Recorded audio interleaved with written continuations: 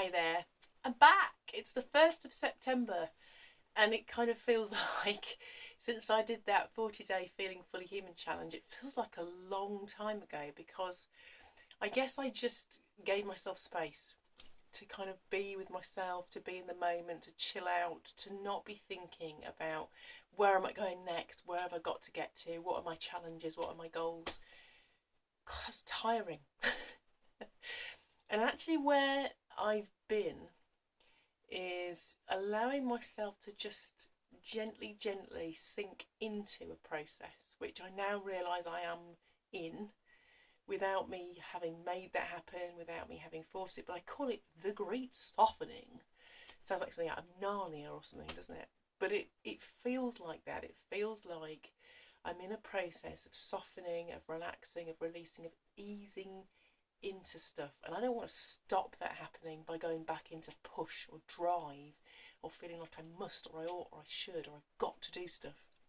So I don't want to go there, because the thing that's been happening for me really over this summer period has been I've just had this awareness of beginning to allow myself to really open up my thinking, my experience, my beliefs, my feelings around the whole idea of what is love? What does it mean to be loved? What does it feel like to be loved? How do I experience love? How do I love other people? And what does that feel like in my body? One of the things that I've been aware of for a while now is a huge amount of tightness and tension in my upper chest, across the front into my shoulders, and also in my back between my shoulder blades, all around the heart chakra. And one of the things that I love to observe in myself and in clients is that when shifts happen in our emotions, when we begin to see and feel and believe differently, on that kind of emotional belief level, eventually it filters down and through into the physical body, and we see changes in our posture, in the levels of tension in our muscles as we begin to relax and release stuff, and other muscles start working properly and taking up their proper place and playing their part. And it kind of becomes easier to just be in our body, to stand up straight, to hold our own in the world in a physical way as well as emotionally. And it takes less effort to be physically here, standing up straight and in the moment. And we kind of have this sensation, well, I do anyway, of opening up and feeling myself being more kind of available to life. And one of the big things for me was recognising I grew up in a really Christian family where the message that I absorbed consciously or unconsciously was basically you put other people first. That is the loving thing to do, is you always think about other people's needs first. So if they have a need, if they want something, or even if they're being a bit obnoxious, you try and sort of see it from their perspective. You try and kind of put their feelings ahead of your own, and basically, you're not selfish. That was how I read it all. And I've really struggled with that over the years, actually, in terms of developing what I would call compassion fatigue. And I see this a lot with therapists, with people who work in the caring professions, teachers. There are people out there who see themselves as essentially givers. It's like we're here to help other people. We like helping people. We've got a caring heart. We're not selfish people. And I would have seen myself like that historically.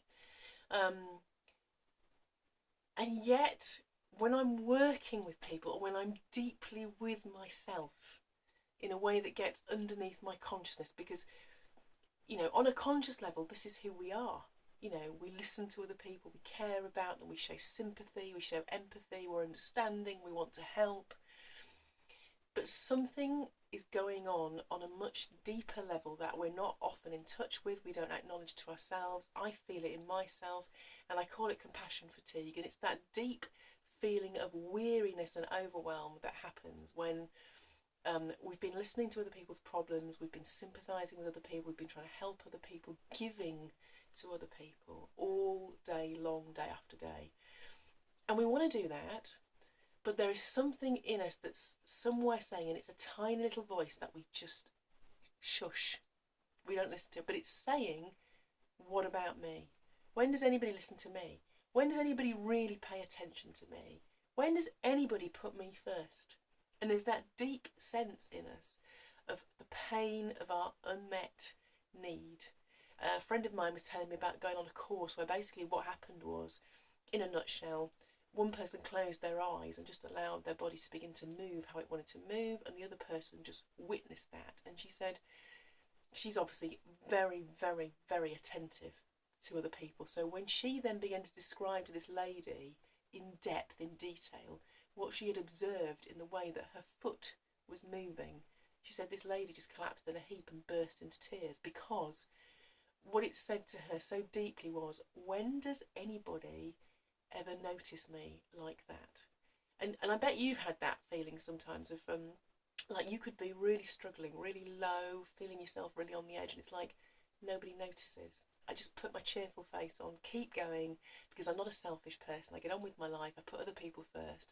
But somewhere underneath all of that, there is like this vast well of unmet need, of like this part of us that is crying out to be noticed, to receive tenderness, to receive care and affection, to be heard, to be understood, to be met. You know, and it's there. And what that does actually on some level is it puts us into a place where when somebody else at some point is telling us about their needs, their problems, their feelings, their issues, there's this bit of us that suddenly is kind of almost screaming from the depths, kind of saying, oh, for goodness sake, just man up. I've had to man up. I've had to cope. Why can't you? And that's what we all do. We've learnt to cope. Some of us cope by getting a thick, tough skin, where we're just like a bit armoured against the world and we don't let stuff get to us. Some of us cope by actually talking a lot about nothing in particular, but we just no, because we're kind of hoping somehow that by talking like that we'll get some airspace. We'll be able to make a space for ourselves in the world where we kind of get heard on some level. We're at least getting noticed because we're talking. Some of us cope by just kind of retreating and wanting to just shut the doors on the world and just kind of have no more need, no more interference going on. I just need space. And we're all adopting these kind of coping strategies, I think. That's what I observe. Because we have these vast wells of unmet need in us. And what's kind of really touched me recently is a little process that started to happen, which is that I have begun to notice myself much more deeply, like I did on that 40-day challenge. As I've begun to notice myself more deeply, I've been really challenged to love myself more unconditionally, more deeply, even when I'm not doing the things that my upbringing taught me I should be doing, to kind of welcome in and accept the parts of me that might not look that lovable at first sight, but to really love them, and to kind of give them space and to accept them and acknowledge them and even cherish them. And as I do that, what I've begun to notice is there's been this kind of softening towards myself, like real compassion, real softening, real gentling into something, where I'm not pushing myself all the time to be what I think I ought to be or should be. It's like, okay, I just need a rest now, so I'm going to have one. I'm just going to chill. I'm going to take some time out. I'm going to read my book. I'm going to do nothing for a bit. And as I've done that, I've noticed that I've softened into a deeper kind of compassion, a deeper awareness, a deeper sensitivity, and a deeper kind of tenderness that's more willing towards other people. And also, what's really amazing is I've noticed that I'm receiving more tenderness, more kindness, more compassion, and more deep connectedness with other human beings, because I guess on some levels I love and accept myself more deeply and more compassionately. I'm allowing those parts of myself to be seen on the outside more. So instead of always coping and always having the answers, it's like these parts of me that I've kept repressed because they felt needy or unmet or a bit whiny or a bit demanding, I've allowed them to peep out, not in a whiny, demanding way, because actually I'm already acknowledging them. I'm already beginning to meet those needs. I'm already holding them and soothing them and listening to them. But that means those parts of me can show a bit more. And therefore I can kind of get more of an honest, authentic, deeper relationship of connection with other people somehow, because I'm just relating to people from those places, and then they relate back to me, and we are able to meet each other more in our needs. Not with everybody, not all the time, but I'm noticing that there is more of that in more of my relationships. And you know what is so moving? I feel so touched by the ways in which people step in to take care of me in the loveliest, kindest, sometimes really subtle ways, but I just feel like there are these people looking out for me and caring about me on a much deeper and more tender level. And I am caring for myself in the same way, and then I feel like I'm caring for other people much more tenderly and more deeply, and that seems to be softening everything. And it feels wonderful because I don't have to cope, I don't have to steel myself to face the world with a big brave smile while underneath there's this huge well of unmet need. And that feels really important when we talk about love. And I'm recognising it's not selfish to love myself above all else, because it's only as I love and accept and nurture myself on that level that I'm able to begin to love other people truly and accept them without resentment, you know, without limit, more and more on that level too.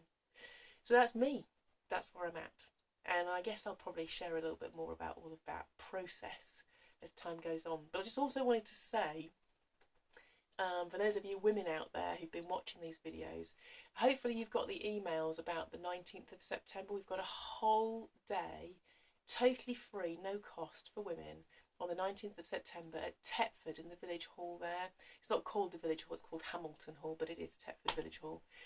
And we'd love you to come, and we'd love you to bring your friends. That's me plus the 10 mad women who've joined me for the last year for our Fabulous Women programme, where we've been exploring all this kind of stuff. And they've been a really important part in my softening into loving myself and appreciating myself and being able to love other people more deeply. But those women are all sharing some of their gifts out of that place of just wanting to give, because wow, look how much I've got to give and I want to share it.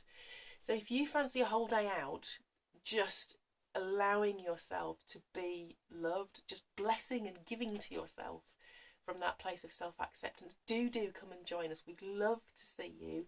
All I ask is that you email me and let me know how many people you're bringing with you, who's coming, and that you bring something to share for lunch. And at the end of the day, I don't want anyone to feel that I'm pulling any punches here. At the end of the day, we will be sharing a little bit about the Fabulous Women journey and what that's meant to us, how it's changed us, where we're at now compared to where we were a year ago.